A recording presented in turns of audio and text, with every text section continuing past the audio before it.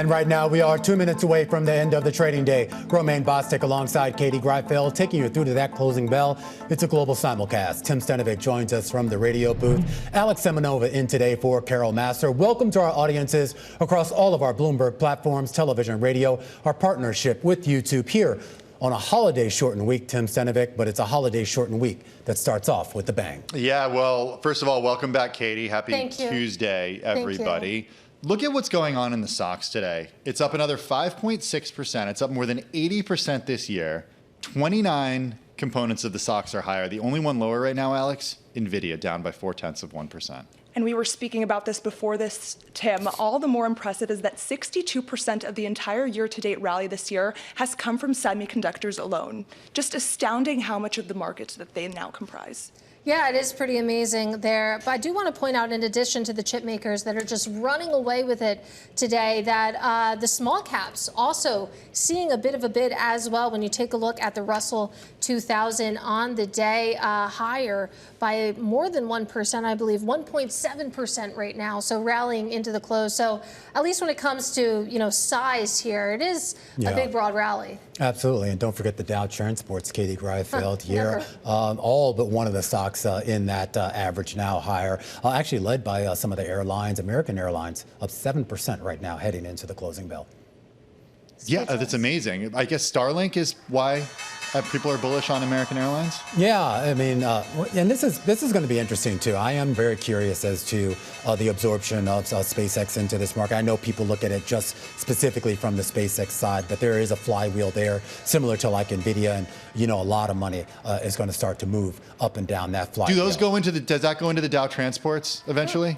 I don't know, but based on our reporting, it'll certainly get into the S&P and a lot faster than any other company has probably gotten into that index. We did get the closing bells here in New York. The Dow Jones Industrial Average sitting this one out, down about 0.2%. The S&P 500, 75.19 and change, up 46.6%. That's a record high. The NASDAQ Composite up about 1.2%. The NASDAQ 100 up 1.8 at a record high. The Russell 2000 adding 51 points, or about 1.8%. And that is also going to be a record high. A little bit of an even split in that record high S&P 500. 251 names advancing, 251 declining. Well, let's take a look at the sector breakdown as well here, because like Tim said, a little bit of an even split, not necessarily what you see when you take a look at the colors here, because tech dominated today. That comprises a big slice of the pie before your eyes. Tech higher by about 1.7% as a sector. Industrials also having a big Tuesday, higher by about 1.5%. Materials, communication services, some of your big gainers. In terms of what didn't perform on the opening day of this holiday shortened week, energy as a sector down by about 2.8%. Consumer staples also off by about 1.7%. I want to talk about a chip maker on our radar today. That's Micron Technology. This is the biggest gainer in the S&P 500, up 19.3% today. The market cap now over $1 trillion, $1.01 trillion. This as a result of what happened over at UBS. They boosted the price target for Micron to more than $1,600 a share. It's at about $900 a share right now. This implies a market cap of more than $1.8 trillion, larger than the current market cap of companies like Meta, Tesla, and Berkshire. Still a ways to go, but Romaine, you were going to say something. It's up close to 20% in a single day. Yeah, and I'm just more fascinated by the $1 trillion mark. I mean, you go back a few years ago, we had $0 trillion companies, and by my count, we've now got 14 in there if you include Micron. And of course, you have the granddaddy NVIDIA, and then of course you have at least one IPO coming down the pike that we know is also going to be in the $1 trillion That would club. be SpaceX. SpaceX, and potentially a couple others with regards to the two big AI companies also potentially going to come to market. Yeah, remember for so many years, Romaine, it was like, what's the biggest market cap company in the world? And it was always this question about like, okay, is it going to be a Ramco, ExxonMobil, or Apple? Yeah. Times have really changed, right? They sure have, man. Hey, speaking of SpaceX, there's a lot of excitement in the space industry right now. I want to draw everybody's attention over to the Procure Space ETF. Its ticker UFO. That's a pretty good one. It was up 5.7% today. We did see shares in rocket and satellite companies rally, set to extend those recent gains. It's really been advancing this whole sector since SpaceX filed for what stands to be the largest ever IPO. Among notable movers today, well, if you just go to the Procure Space IPO or Space ETF. 36 names were higher, 12 were lower. Momentous was up more than 109%. Redwire was up 26%. Citus Space up 21%. Firefly Aerospace also up 18.8%. I'm sorry, Momentous was up 100%? That's correct. Yeah. Okay. That's correct. A single name, right? Okay. It's in the space industry. I mean, I know it's like a micro cap, but did something happen? This space. Just space. Space happened. Vibes. Okay. Did you guys watch the game? The big game? The big game? The New York Knicks? I checked the score. The big game. I did hear my neighbors cheering a lot last night. There was a lot of cursing. No, they were happy. Yeah. Everyone was very happy. 3.5% up. Well, I mean, have you met a New Yorker? They curse even when they're happy. That's true. For Madison Square Garden. Shares off their best levels of the session, but still closed at a record.